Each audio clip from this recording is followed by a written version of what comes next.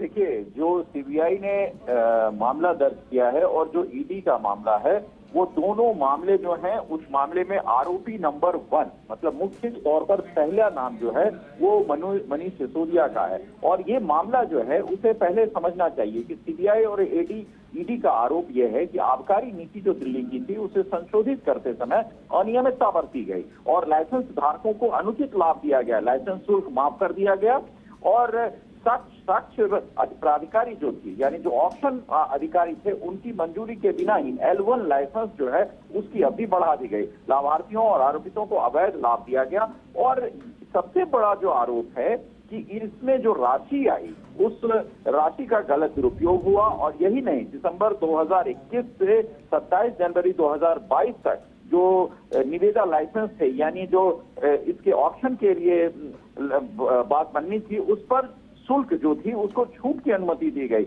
और इससे सरकारी खजाने को 144.36 करोड़ रुपए का नुकसान हुआ। ये आरोप है। और इस आरोप के बाद उपराज्यपाल दिल्ली ने ये सिफारिश की थी कि इस पर एक आपराधिक मुकदमा दर्ज किया जाए। तो इस मामले में आरोपी नंबर 1 जो है वो मनीष सिसोदिया को रखा गया है। निश्चित तौर पर अब सीबीआई इस बात की दलील राउज एवेन्यू कोर्ट में देगी कि क्या जो आरोप मनीष सिसोदिया पर लगे हैं उसके लिए उनके पास पुख्ता प्रमाण है और उन प्रमाणों के आधार पर ही सीबीआई आगे बढ़ेगी। अभी तक सीबीआई के जो आरोप हैं, उन आरोपों के आधार पर मनीष सिसोदिया पर साक्ष्य मिटाने का आरोप है, दूसरा, और उन्हें जांच में सहयोग नहीं करने देने का आरोप है, और तीसरा उससे महत्वपूर्ण आरोप जो सीबीआई ने अपने दस्तावेज में लगाया है वो ये कह रही है कि मनीष सिसोदिया ने जानबूझकर जो ऑक्शन L1 की नीति थी उसको बदलवाया ताकि दक्षिण के एक बड़े कारोबारी को इससे फायदा हो और वो रकम जो फायदे की रकम है, जो मुनाफे की 2% 3% की रकम थी, उसको बढ़ाया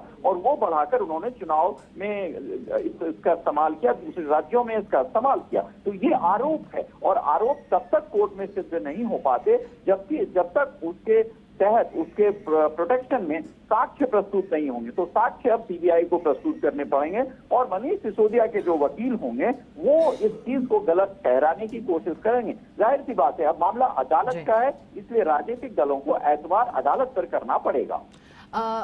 ये भी जानकारी चाहेंगे अमित जी, क्योंकि लगातार जो दिल्ली के सीएम हैं अरविंद केजरीवाल, उन्होंने कहा कि मनीष सिसोदिया की गिरफ्तारी राजनीतिक दबाव में हुई है।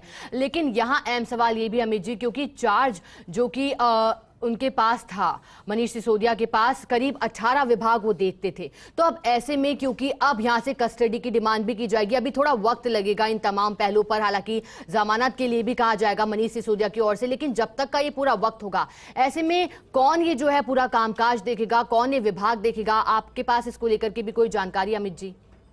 अभी फिलहाल इस विषय में कोई ऐसी जानकारी नहीं मिली है, लेकिन मंत्रिमंडल में 18 विभाग जो हैं वो मनीष सिसोदिया के पास थे और अरविंद केजरीवाल के बाद सबसे ज्यादा ताकतवर मंत्री वही माने जाते थे दिल्ली सरकार में। और उसके बाद सत्येंद्र जैन जो खुद सजायाफ्ता रहे और उन पर मुकदमा चल रहा है वो रहे। तो ये एक तरीके से अब वहाँ एक जो मंत्री हैं दिल्ली सरकार में अरविंद केजरीवाल के मंत्रालय में श्री गहलोत, उनको ये चार्ज देने की बात चल रही है। लेकिन अब ये मुख्यमंत्री का प्रोजेक्टिव होता है कि किस व्यक्ति को वो इस सब चार्जों से नवाजते हैं और क्या मनीष सिसोदिया के लिए जगह खाली रखी जाती है। महत्वपूर्ण बात यह है कि मनीष सिसोदिया वित्त मंत्री भी हैं और दिल्ली का बजट कुछ दिनों में आने वाला है। ऐसे में वित्त मंत्री का की महत्वपूर्ण भूमिका होती है बजट बनाने में। अब बजट का निर्माण किसके मार्फत होगा, ये एक महत्वपूर्ण सवाल है। संभवतः उस पर जो बातें हैं वो 1-2 दिन में साफ हो जाएंगे कि किसको ये विभाग दिए जा रहे हैं। क्योंकि अब गिरफ्तारी हुई है मनीष सिसोदिया की, ऐसे में जो आम आदमी पार्टी के नेता हैं वो तो हंगामा कर ही रहे हैं। लेकिन अमित जी, जो बीजेपी के नेता हैं, अब क्या कहना है उन लोगों का? क्योंकि आज जो प्लानिंग की गई थी आम आदमी पार्टी के नेताओं की ओर से, यही प्लानिंग थी कि बीजेपी का जो दफ्तर है उसका घेराव किया जाएगा।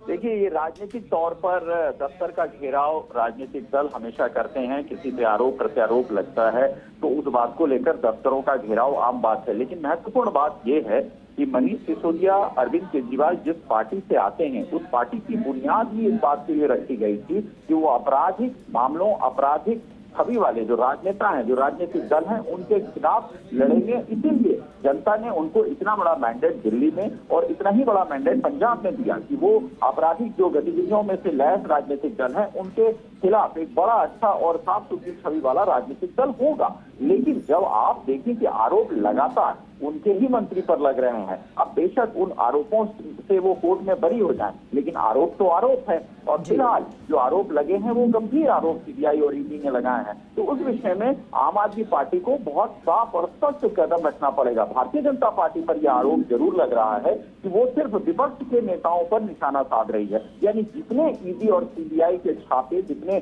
गिरफ्तारियां हो रही हैं वो विपक्ष के नेताओं पर हो रही है। तो भारतीय जनता पार्टी को इस दिशा में पारदर्शिता में आने की कोशिश जरूर करनी पड़ेगी कि क्या भ्रष्टाचार जो है वो विपक्ष के नेता ही सिर्फ कर रहे हैं या भारतीय जनता पार्टी में भी कहीं इसकी सुगबुगाहट है। तो ये दोनों प्रश्न दोनों राजनीतिक दलों की तरफ से लगातार उठाए जा रहे हैं। अमित जी, आपकी इसी बात पर मेरा एक सवाल, क्योंकि शिवसेना लीडर संजय राउत का भी बयान आया है गिरफ्तारी के बाद। उनका कहना है कि केंद्र सरकार जो है वो सिसोदिया पर हुई कार्रवाई ये दिखाती है कि केंद्र सरकार विपक्ष का मुंह बंद कराना चाहती है।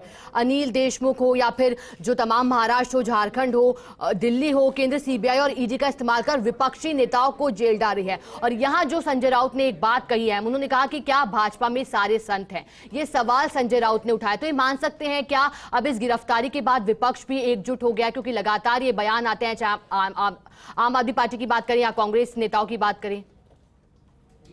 बिल्कुल, देखिए आम आदमी पार्टी और कांग्रेस समेत तमाम जो विपक्ष के नेता हैं वो इस बात को लगातार उठाते रहते हैं। अभी आपने देखा होगा संसद के सत्र में भी विपक्ष की जो मीटिंगें लगातार मल्लिकार्जुन खड़गे विपक्ष के नेता के साथ होती थी, उसमें ईडी और सीबीआई के दुरुपयोग की बात बदस्तूर कही जा रही है। संजय राउत पर मामला दर्ज हुआ, शिवसेना के नेता सांसद रहे और उन्हें जेल भी जाना पड़ा और अब वो मामला भी कोर्ट के शरण में है। तो अब कुल मिलाकर भारतीय जनता पार्टी के खिलाफ जो विपक्ष की बात है उसमें कहीं ना कहीं दम जरूर दिखता है, क्योंकि अगर सारे मामले विपक्ष के नेताओं पर हैं तो जो विपक्ष के नेता मुकुल रॉय जैसे टीएमसी से भारतीय जनता पार्टी आए, हेमंत बिश्व शर्मा जो असम के मुख्यमंत्री हैं वो कांग्रेस से बीजेपी गए, तो उनके ऊपर जो आरोप थे वो कैसे खत्म हो गए, ये सवाल हो जाता है। और इस सवाल के लिए भारतीय जनता पार्टी को सफाई देनी चाहिए। वो ऐसे भारतीय जनता पार्टी ये कहती है कि वो मामले कोर्ट में है, तो कोर्ट में तो कई ऐसे मामले हैं जो लंबित हैं,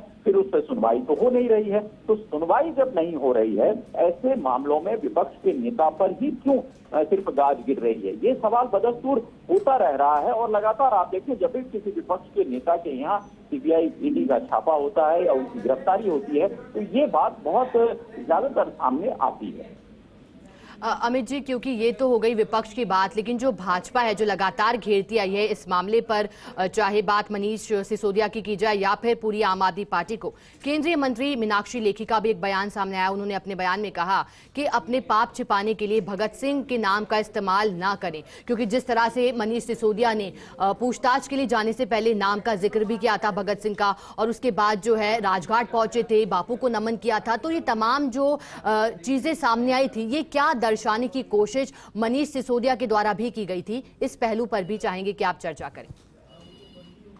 देखिए भारतीय राजनीति में बहुत सी चीजें ऐसी होती हैं जो दिखावे के लिए होती हैं। मैंने बताया आपको कि अन्ना आंदोलन के बाद ये बड़े राजनीतिक दल के तौर पर आम आदमी पार्टी उभरी, अरविंद केजरीवाल उसके नेता बने और आरोप उसमें अन्ना आंदोलन में क्या लगाया गया था, कांग्रेस के भ्रष्टाचारों की पोल खोल, यानी शीला दीक्षित की जो दिल्ली की सरकार थी 15 साल की, उस पर भ्रष्टाचार के आरोप लगे और कॉमनवेल्थ गेम्स के भ्रष्टाचार के आरोप लगे। उस समय दो और आरोप लगे थे कांग्रेस की सरकार पे, एक कोल घोटाले का और दूसरा खनन घोटाले का। तो ये ऐसे आरोप लगाए गए थे इनके ऊपर जिसके तहत लोगों को ऐसा लगा, भारतीय जनमानस को ऐसा लगा कि शायद अरविंद केजरीवाल जो आम आदमी हैं वो ऐसे संलिप्तता में न रहे। और नतीजा क्या हुआ आपने देखा, शीला दीक्षित की उतनी बड़ी सरकार, 15 सालों की सरकार जिसने दिल्ली में विकास किया, वो हार गई और अरविंद केजरीवाल को पहली बार कम मैंडेट मिला, दूसरी बार उन्होंने थम्पिंग मेजॉरिटी। लेकिन ये बात सबसे ज्यादा मुफीद तब होती जब अरविंद केजरीवाल और उनके दल के नेता साफ तौर पर कहते कि हाँ हमारे लिए अग्नि परीक्षा है और अगर कोई आरोप है तो हम कोर्ट में उसका मुकाबला करेंगे, बजाय ये तर्क देने के कि शिक्षा नीति हमारी अच्छी है और हम उसमें बेहतर कर रहे हैं। क्योंकि वैसे तो कई एक ऐसे राजनेता हैं, कई एक ऐसे मुख्यमंत्री हैं जिन पर आरोप लगा है, वो भी बहुत बेहतर काम करते रहे हैं। तो ये एक ऐसी चीज है जिसको दोनों में नहीं जोड़ा जा सकता है। और आप जैसे इस चीज को जोड़ने की कोशिश करेंगे, भारतीय जनता पार्टी इसी का फायदा उठाती है और वो कहती है कि फिर आप विकास से इसको क्यों जोड़ रहे हैं? अगर आपने शिक्षा नीति अच्छी बनाई तो आपने अपराध भी किए, भ्रष्टाचार भी किए। तो ऐसी चीजों में जनता जो है वो उलझ जाती है कि आखिर उसने जो वोट दिया वो ऐसे व्यक्ति को दिया जो सही है या ऐसे व्यक्ति को दिया जो फिर उसी ढांचे का राजनेता है जो पहले से चला आ रहा है। बिल्कुल अमित जी, और इसी बीच मनीष सिसोदिया पहुंचे हैं राउज एवेन्यू कोर्ट। जिस तरह से 3 बजे का वक्त निर्धारित किया गया था, सीबीआई पहुंची है मनीष सिसोदिया को कोर्ट लेकर। बहुत शुक्रिया आपका मैसेज जुड़ने के लिए और पूरी बातचीत के लिए। और देखिए तस्वीरें जब मनीष सिसोदिया राउज एवेन्यू कोर्ट पहुंचे, सीबीआई मुख्यालय से पहुंचे हैं राउज एवेन्यू कोर्ट। और ये एक तस्वीर जब मनीष सिसोदिया कोर्ट पहुंचे, लेकिन एक तस्वीर वो भी जिस तरह से आम आदमी पार्टी के तमाम नेता कार्यकर्ता प्रदर्शन कर रहे हैं पार्टी दफ्तर के बाहर। ना सिर्फ दिल्ली में प्रदर्शन जारी, बल्कि पंजाब, एमपी, यूपी में भी ये प्रदर्शन जारी है।